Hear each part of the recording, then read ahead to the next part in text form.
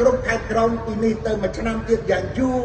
យើងនឹងបានស្លាកគ្រប់គុំគ្រប់សង្កាត់ក្នុងប្រទេសកម្ពុជាយើងទាំងមូលរបស់nó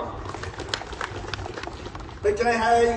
គឺថាយើងឃើញថាសមិទ្ធផលដែលយើងបានធ្វើនេះបានធ្វើបន្តិចម្ដងក្រោយពីការហៅថាការបំបែក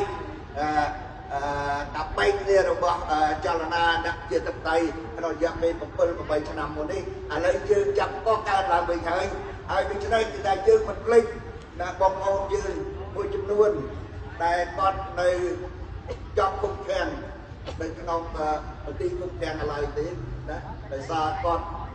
មានមនសិការមួយចំនួននិយាយទៅអាចគេមិនសប្បាយចិត្តក៏គេដាក់ប៉ុន្តែយើងនឹងរៀបចំធ្វើយ៉ាងណាឲ្យអ្នកនោះចេញពីកន្លែងគុកឃាំងមកនៅជាមួយយើងដូចសប្តាហ៍នេះនៅជាមួយយើងទាំងអស់គ្នាព្រះរាជាណាចក្រកម្ពុជា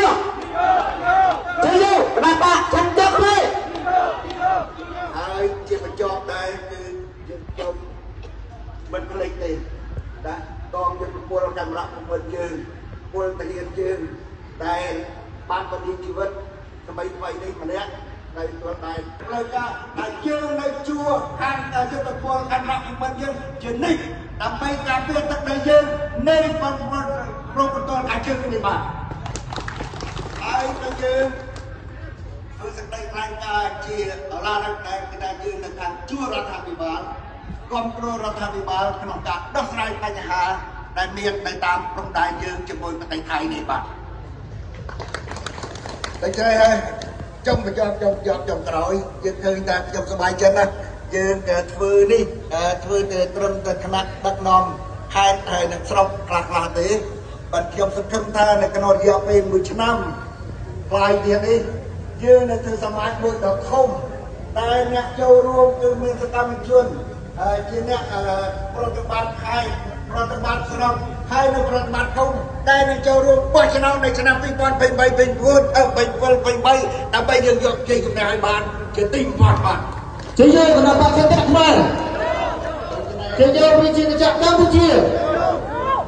ដូច្នេះគឺខ្ញុំសូមបញ្ចប់ហើយជាកម្មវិធីសូមបានមកជួយក្នុងការឲ្យយើងថាយើងបានជាផ្លូវការហើយនៅក្នុងមុនបានជាផ្លូវការនេះជាមួយគ្នានេះក៏ខ្ញុំសូមស្នើឲ្យមានប្រធានសមាជមួយដែលបានចំជាប្រធានខ្ញុំបានត្រឹមតែបាយតែមិនបាត់ទេ